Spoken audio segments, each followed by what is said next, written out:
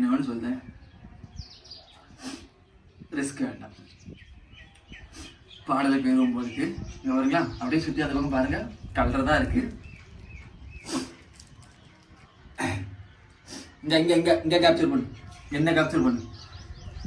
இப்போதைக்கு 5 பழம் தின்றுருக்கேன், இதுக்கே பாதி உயிர் போயிட்டு, மீதி 9 பழத்தையும் தின்னு வச்சுருக்கேன்.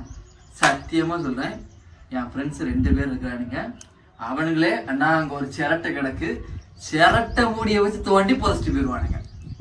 சத்தியமாக ரிஸ்க் எடுக்காதீங்க. என்னால் முடிஞ்சு இன்னும் ஒன்று நினைக்கிறேன், அதுவுமே சின்னதாக எடுத்துக்க பார்ப்போம். வேணுமா?